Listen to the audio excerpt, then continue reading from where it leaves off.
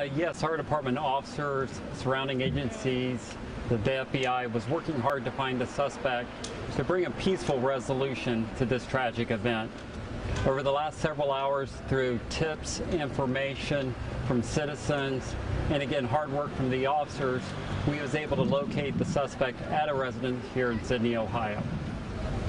After we located the suspect, we was able to extract any possible third parties from the residence so that we can isolate the suspect in there to try to peacefully get him out of the apartment and the house that he was staying at. Through negotiations and talking with him, while our TRT team, Pickwick's team, was surrounding the residence, we was able to have him come out. It ended with a peaceful resolution of him coming out willingly from the house with his hands raised. He did follow the directions of the SWAT team, and we was able to handcuff him at that time with no shots fired, with no other incident where somebody got harmed. Can you talk about how proud you are of your team and even the family members that were involved? You said his family was working with you guys? Yes, this is a really serious incident that no police department likes to go through, where you have an officer injured in the line of duty, right, an officer shot, and no family wants to see this happen to a family member also.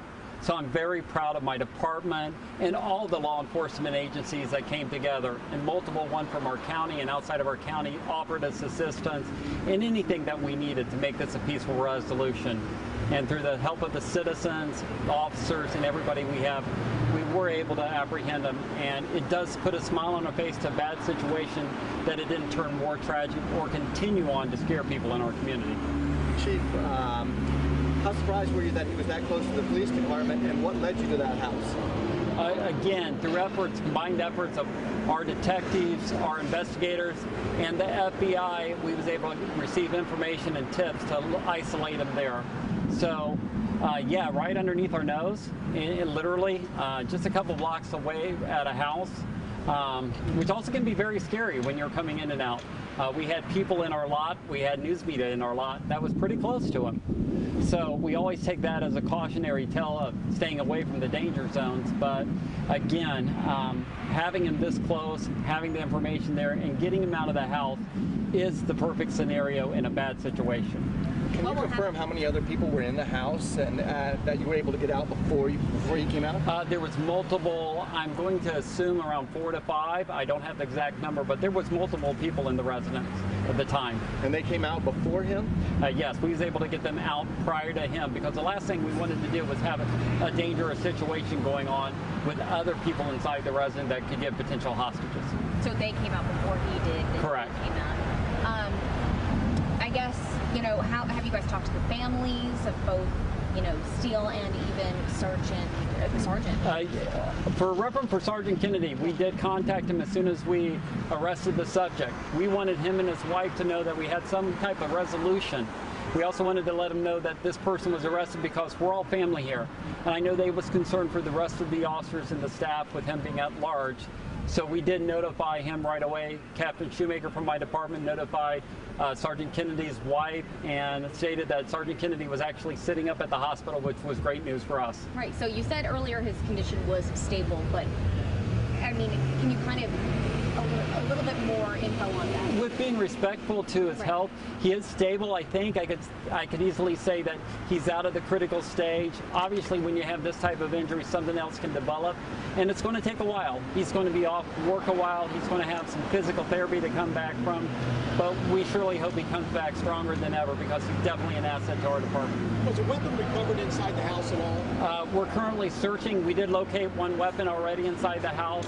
We're going to search the entire house to see what's in there to make sure that we don't leave anything dangerous behind for anybody. Have you had an officer shot in line of duty as your tenure as chief, or the history of this department? With the history of the department, we did.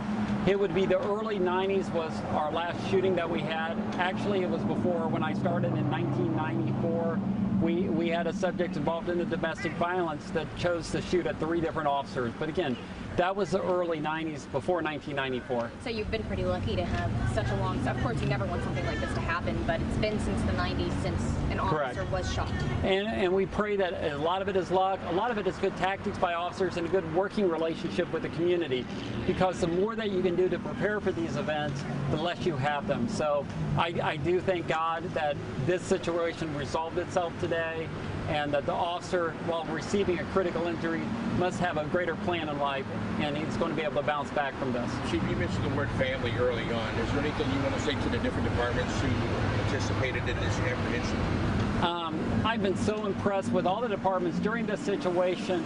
Departments have reached out to us. Other law enforcement agencies across the United States has actually offered to provide us aid with bodies, bring us food, provide us support, and just prayers. I've received over 60 probably messages from fellow chiefs in Ohio just offering the prayers for the family. The Attorney General just contacted me a little bit ago to, again, pay his respect to the officers and then congratulate for getting them. So I just spoke to him a little bit ago. Jim Jordan also contacted us. So a lot of people have been providing that positive prayer and support, and also resources. So this is the type that, when we say family, it is a law enforcement family, but it's also a community family here in Sidney. Where do we go from here with Steele now that he's been captured? Where do we go? Basically, right now, we're going to be talking to him. We're going to be interviewing him. He did receive an indictment from Shelby County Court today. Prosecutor Tim Self from Shelby County Prosecutor Officers will handle the case. And he was indicted on 2 felonies of the first degree for felonious assault on a police officer. Chief, with the knowledge that that the family is here at your PD, are you willing to talk to them at all if needed? Yes, we've been in communication with them. We want them to know what we do. Anytime you have this, you have to try to work with family, because in the end, the family still wants their son or daughter, the suspect, to come out, even no matter how much they did. They want to make sure it's a safe resolution. And that's what we want on both sides. And I appreciate everything that they did to try to get him out with no further bloodshed. And Chief, can you talk to me about some of the tactics leading up to that? I've heard lots of sounds. There's lots of neighbors outside. Can you walk me through some of that? A lot of that, what our special response team is our tactical team from Sidney, Ohio, also with Piqua, Ohio. We train frequently for these type of events. So a lot of it is trying to really minimize any harm to somebody. So we just don't go into a residence and break down the door right away and send our guys in, because what we like to do is get them out of the house peacefully. So what you heard was some flashbangs, which is a noise distraction inside the house, and you guys heard those. We also use tear gas inside the house. And the tear gas is to drive them away from the house to come out of peaceful resolution. Again, we're trying to get them to voluntarily surrender without having to go inside and show use of force that way.